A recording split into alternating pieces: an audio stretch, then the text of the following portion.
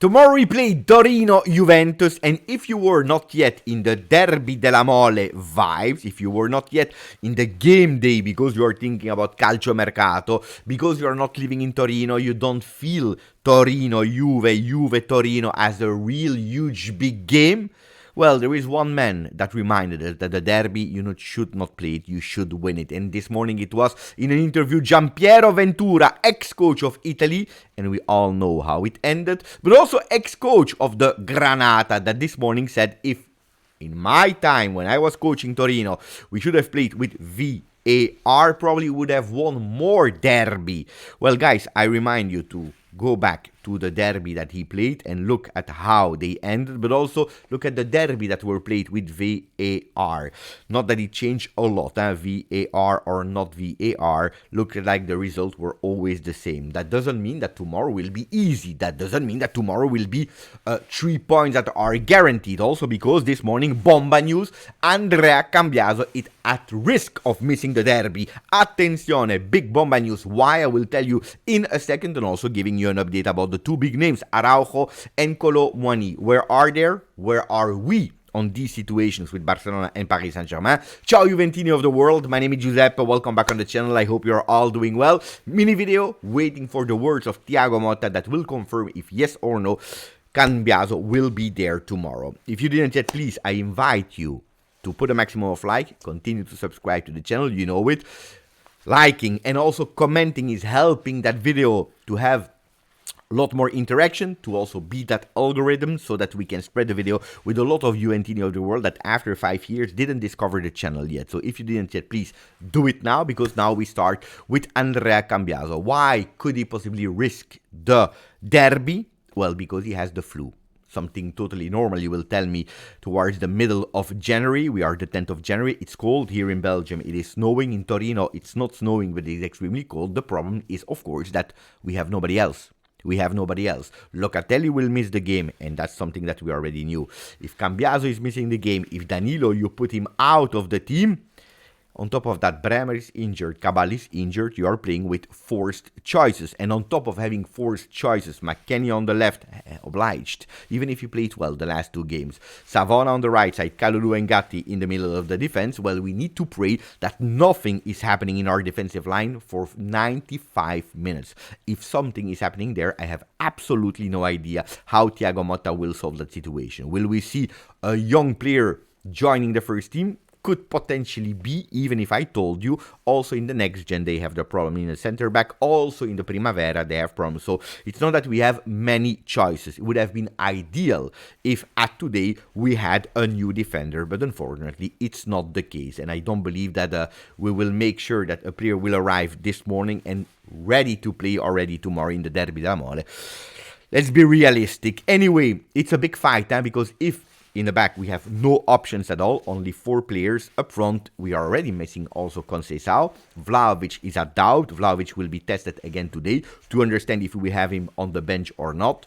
Calma. I know that you want to speak about Mercato. We will get there. Let's first speak about the duels that later today Thiago Motta will confirm us or not. But up front, there is a possible duel between Weah and Bangula. You will tell me, Beppe, they both can play. Bangula on the left, Weah on the right. But attenzione, because the crazy idea of Thiago is to insist on Kenan Yildiz to take the spot on the right side of Conceição with Weah or Bangula on the left up front as a number 9, because Dusan Vlahovic is at risk of also missing the game, Nico Gonzalez. So the lineup that we can have in our mind could be Di Gregorio or Perin in the goal. On the right side, Savona, Gatti, Kalulu, Weston McKennie. Up front, Nico Gonzalez as a number 9. On the left, Weah or Bangula. Yildiz on the right side. And then, of course, we need to decide who will be the 3 in the midfield. If Thuram is a guarantee, well, the other 2 spots can be played between Koopmeiners, Douglas Luiz, and Fagioli, because McKennie will be there, because Locatelli is not there. So pay attention to these 2 last spots. Koopmeiners will play, so it's Fagioli or Douglas Luiz. Big, huge question mark. If Douglas Luiz is not playing, I tell you, what we said yesterday when we spoke about Douglas Luiz could be a huge one. Now that we spoke about the possible lineup, that we spoke about the Derby della Mole, that they introduced you there, let's speak about Mercato. Mercato Tutto Sport, that is going with Torino, of course, but also about Juve. Kolo, sì alla Juve. Kolo said yes to Juve. Not Kolo 99, ciao Dan. No, but Kolo Muani. Kolo Muani that said yes, and that's fantastic, and that's beautiful, and that's fantastic. Let's take the champagne and celebrate all together. Of course, it's not enough. It's not enough to have the yes of a player, because how many players said yes to other teams and they never joined them? For what reason? Because you need to convince also the other club. In that case, Paris Saint-Germain. What is missing there? A few things are missing there. First of all, Paris Saint-Germain is looking for another player, even if it's not that much a problem, because Kolo Muani is already out of the team. That they will go with another player or not doesn't change a lot. But of course, also there, they know that if there is an injury in the next few weeks, they could possibly reintegrate Kolo Muani, even if it's extremely difficult. But they are looking for Kvaratskhelia. Kvaratskhelia from Napoli. Shock news, bomba news, like Corriere dello Sport is writing. Kvara, shock, because he could go there for 80 million euro with Napoli, with other strategies like Zegorova, and they're even speaking possibly about the loan of Federico Chiesa that we were already speaking about in the summer. Now, we don't care about Napoli, we don't care about Paris Saint-Germain, we care about ourselves. So what is also missing there to convince Paris Saint-Germain is that they want some conditions to let him go to Juve. They understood really clearly that Juventus will not have the cash to give them immediately and to sign the player. So the formula that Juventus is working on, according to Mirko Di Natale, is a loan with an option to buy. If it will be done only under certain conditions, and these conditions are 50-60 million euro for the option to buy. That is quite high. We know it. Let's not turn around the pot. Let's not lie. If we go for a loan of Kolo Muani, and that option, we want to redeem it, we want to make it a permanent one, well, that money will be financed by one player only, DV9. In the summer, after probably the Club World Cup, where Paris Saint-Germain will also be there. Will Vlahovic play with Juve in that Club World Cup? Will he play with Paris Saint-Germain?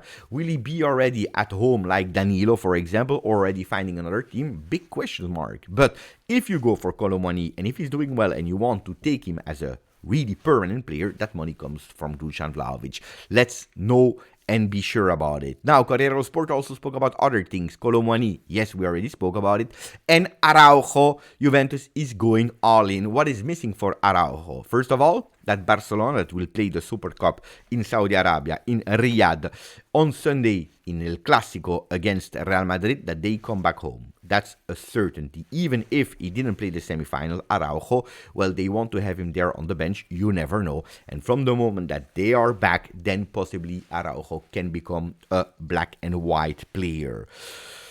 Does that mean that in the meanwhile, there are no phone calls, that they don't speak with each other? No, absolutely not. They will continue to insist. They will continue to work on a formula, and the figures, the value, the money that they are speaking about is much more beneficial than I was initially thinking, because it's a player that last year was at a value of 70 million euro, dropped after injury to 55. Well, I was thinking about 40, 45, 50 million euro for obligation to buy. Juventus is working on a creative formula. Of course, we need to see what Barcelona would say, but 5 million for the remaining part of the season on loan, with the option to buy that becomes an obligation at certain conditions. These conditions are really important, because they are speaking about a 70% of playing time, or at least appearances, for the remaining part of the season, which are huge. Why is Juventus doing that? Because if they do so, they try to guarantee themselves that the player is physically okay, which is the only big, huge doubt of Juventus and all the Juventini.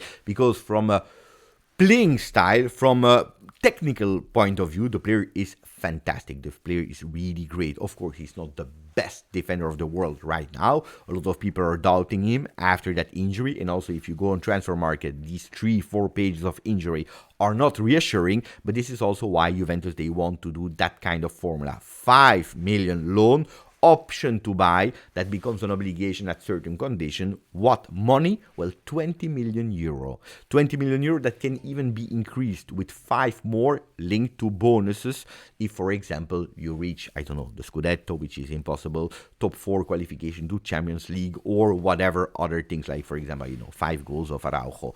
I don't know what are the bonuses. So it's a 25 million that could go to 30 million if really the player is giving us a Kalulu vibes, which means coming to Juve and playing all the games and playing them well. 30 million for Araujo, 25-30 million is just epic and fantastic, but of course a lot needs to be done, and to see something concrete from the Uruguayan Spanish player, we need to wait, of course, until Monday after that Supercoppa in Riyadh.